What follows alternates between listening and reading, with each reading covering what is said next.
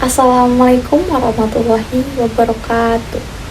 Perkenalkan, nama saya Ricika Ramawati, NPM 24311049, kelas SI 24DX.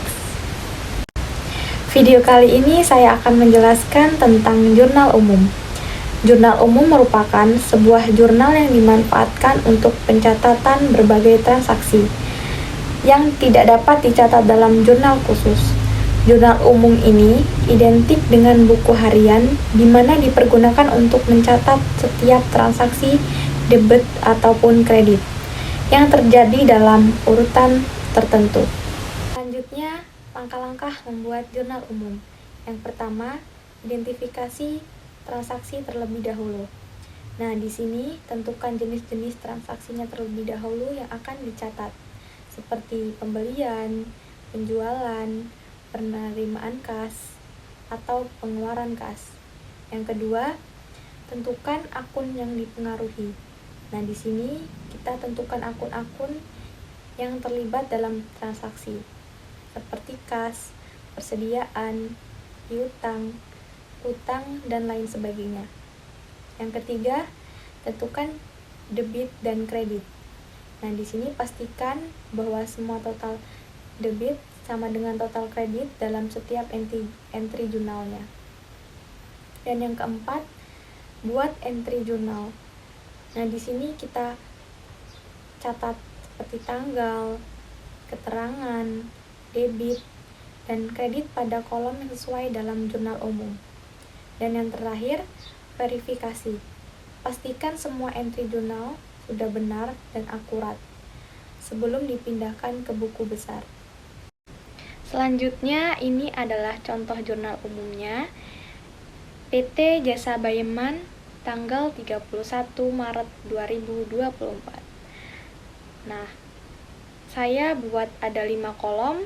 Yang pertama tulis tanggal, yang kedua keterangan, yang ketiga nomor rekening atau ref, yang keempat debit, dan yang terakhir kredit.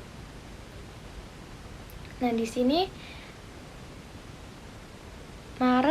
tanggal 1 Maret, soalnya Ananto mendirikan sebuah perusahaan dengan menyetorkan uang tunai sebesar 100 juta rupiah dan peralatan kantor yang bernilai 74 juta rupiah. Dan ditulisnya itu kas, peralatan kantor, dan modal Ananto. Kenapa 100 juta rupiahnya itu didebet dan peralatan kantornya itu didebet?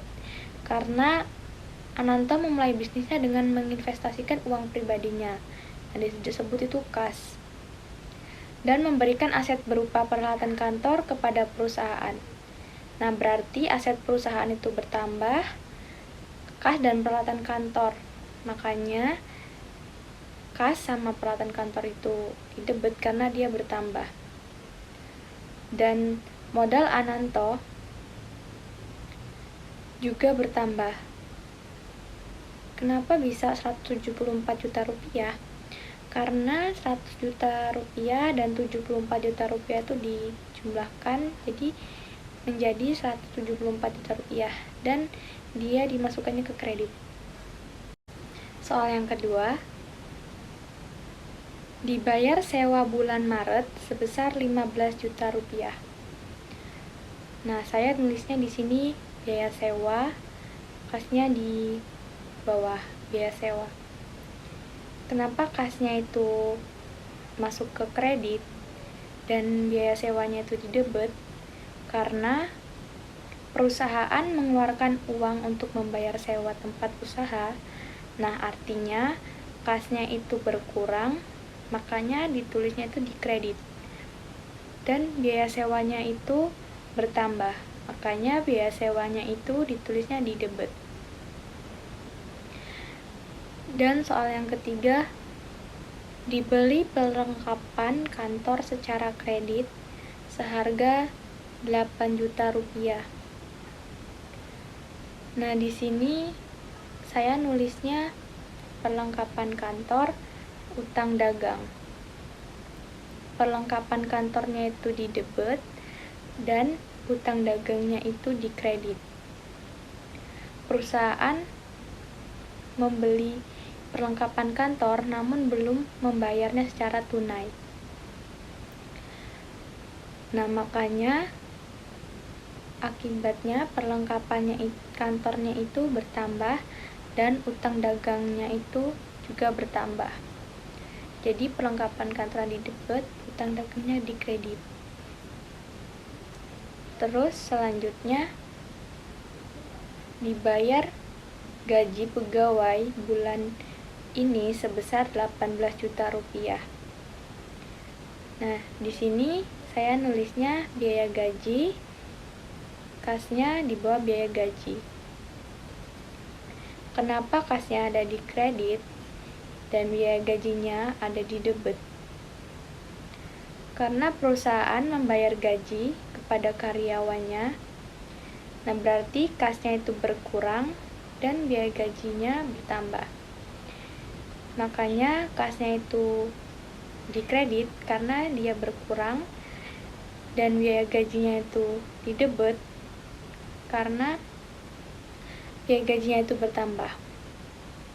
Selanjutnya dibayar utang yang timbul dari transaksi tanggal 16 Maret sebesar 4 juta rupiah. Nah, di sini nulisnya utang dagang dan kas.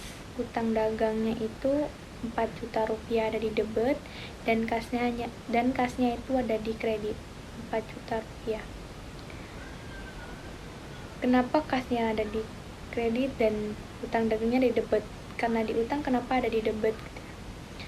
Karena perusahaan melunasi sebagian utang yang timbul dari pembelian perlengkapan kantor sebelumnya. Akibatnya kasnya itu berkurang dan utang dagangnya berkurang. Selanjutnya dikirimkan faktur atau tagihan sebesar 17 juta rupiah atas penjualan jasa secara kredit. Nah, di sini saya nulisnya piutang dagang yang pertama, yang kedua penjualan jasa. Nah, piutang dagang itu ada di debit dan penjualan jasa ada di kredit. Kenapa? Karena perusahaan telah memberikan jasa kepada pelanggan namun belum menerima pembayarannya. Nah, berarti piutang dagang bertambah dan pendapatan jasa bertambah. Selanjutnya, Ananto mengambil uang sebesar 20 juta rupiah untuk keperluan pribadinya. Yang pertama, saya tulis brief dan kas. Kenapa saya tulis brief? Karena di sini ada untuk keperluan pribadi. Ada pribadi, jadi saya tulis brief. Nah, kenapa ada di debit dan kasnya ada di kredit? Karena Ananto mengambil sebagian keuntungan perusahaan untuk digunakan secara pribadi. Nah, akibatnya kasnya berkurang dan akun brief bertambah. Nah, kasnya karena dia di kredit, makanya dia berkurang. Dan briefnya di debit karena dia bertambah. Nah, di sini kenapa saya setiap kas itu nulis nomor 1? Karena biar bisa membedakan itu kas dan mana itu peralatan kantor atau modal lainnya, ya sewa atau perlengkapan kantor, utang. Jadi kalau utang dagang atau yang lainnya itu selain kas, angkanya boleh bebas. Itu saja yang dapat saya jelaskan. Terima kasih. Wassalamualaikum warahmatullahi wabarakatuh.